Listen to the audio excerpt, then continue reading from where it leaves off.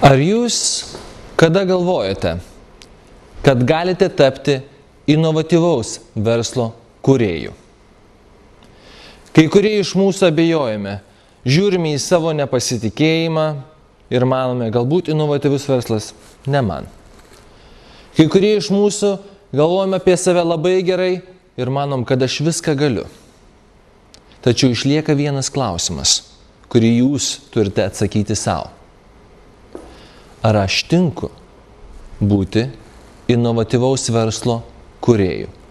Paklausykime, kokia patirtim pasidalins šį kelią jau nuėję verslininkai bei įvairių kitų sričių specialistai.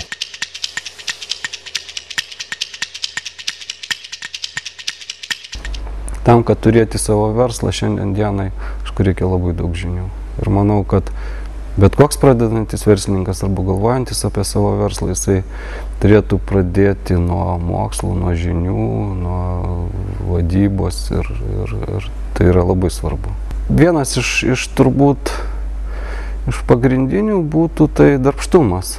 Nes aš manau, kad bet ką galima darbštumu pasiekti. Ir sakykime, iš tikrųjų tai turi veikti iš karto, gal net nenumatydamas perspektyvos ir darydamas daug klaidų, bet turi veikti, nes neveikdamas pasyvumas tai versle turbūt yra pats blogiausias dalykas.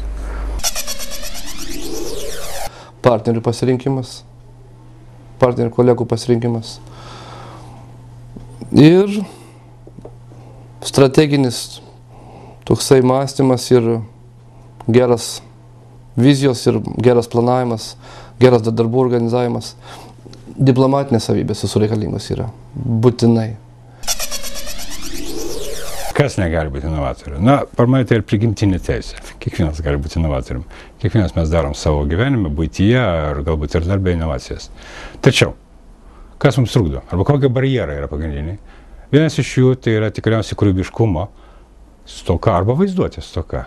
Inovatoriai dažniausiai yra tie žmonės, kurie pamato tai, ką kiti irgi mato. Pastebi tai, ką kiti irgi stebi, tačiau perpranta ir pabando galvoti kitaip. Inovatyvumas yra ir mąstymo būdas. Tai tie žmonės, kurie sustabarėja ir sako, viskas, aš jau viską žinau, ko gero, nebus inovatoriais. Nebus inovatoriais ir tie žmonės, kurie bijo rizikos. Kuriems normali, reguliari gyvenimo tėkmė yra, jų, sakykime, tikslas, gyvenimo tikslas. Tokie irgi nebus inovatoriai. Ir ne paskutinėje vietoje inovatyvumas susijęs su komandiniu darbu. Tai yra žmonės, kurie vienas išradėjas, jis niekad nieko nepasieks, jeigu nebus komandos, kurį palaiko. Palaiko ne tik tai moraliai, bet ir dalykiškai. Tai yra komandinio darbo. Ir ne paskutinėje vietoje noras sėkmės. Siekti sėkmės. Vienokia ar kitokia forma. Tai inovatyvūs žmonės yra tie, kurie tą daro. Neinovatyvūs bus tie, kurie susitaiko su likimu. Nereikia susitaikyti. Inovacijos niekad nelaukia. Verslininkas asmenybė. Iš tikrųjų, kuo skiriasi vienas paprastas žmogus nuo verslininko?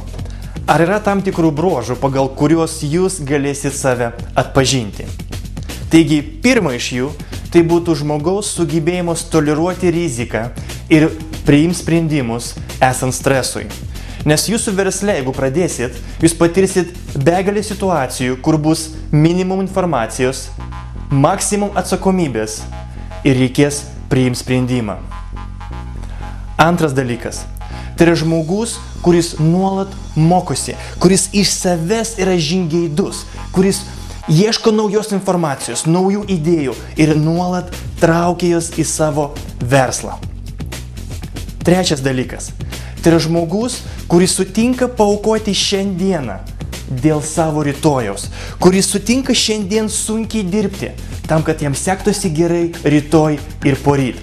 Tai yra žmogus, kuris negyvena tik šiandieną, bet žiūri į ateitį. Ketvirta. Tai yra žmogus, kuris sutinka paaukoti savo ego, savo ambicijas, tam, kad pasiekt rezultatą. Tai yra žmogus, kuris leidžia kitam žmogui pasakyti savo tiesą. Kažkiek kritikos, kažkiek įžvalgos ir turėti drąsos tai priimti ir tobulinti savo verslą.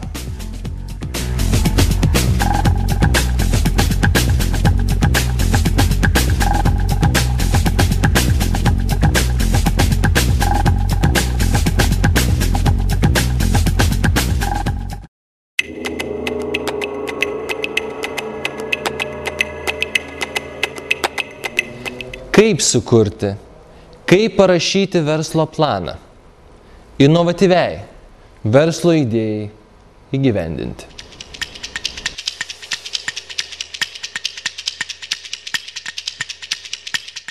Na, aš suprantu, jeigu nėra idėjos, tai negali būti ir verslo plano, turi būti idėja. Vėliau, tai turint idėją, galima sukurti verslo planą. Mūsų verslas prasideda gaminio sukūrimu, o baigėsi, reiškia, išėjimu į rinką.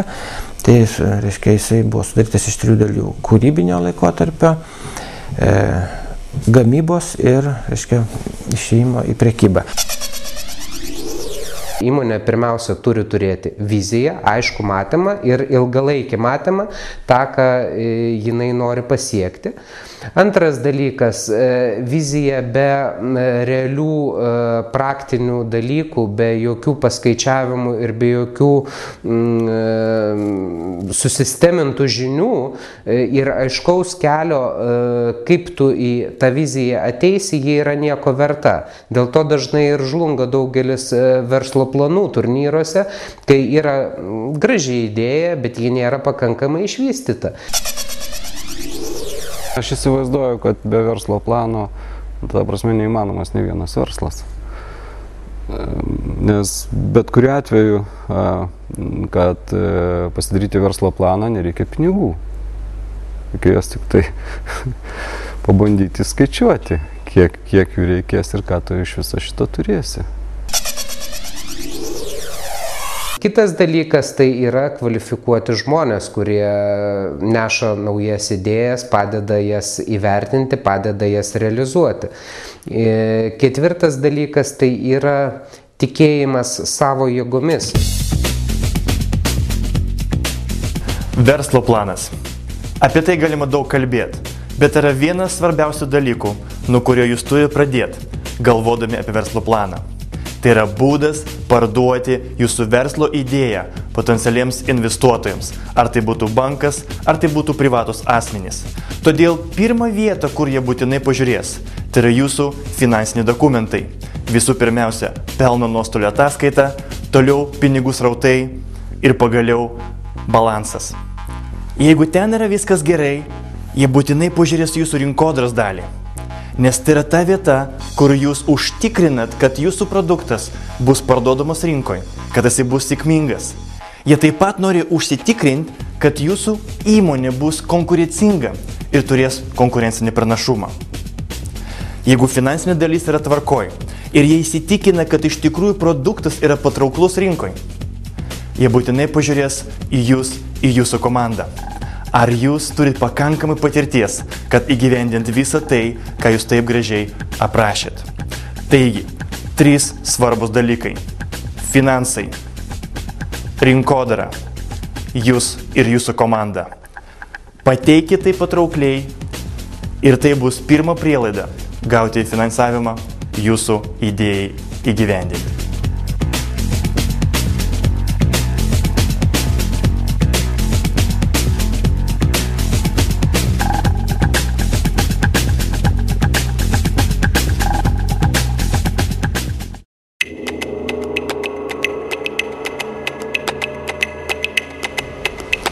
Turiu idėją, gerą idėją. Reikia finansavimo. Jeigu turėčiau finansavimo ir idėją, būtų viskas labai lengva. Kur gauti finansavimą? Pažiūrėkim.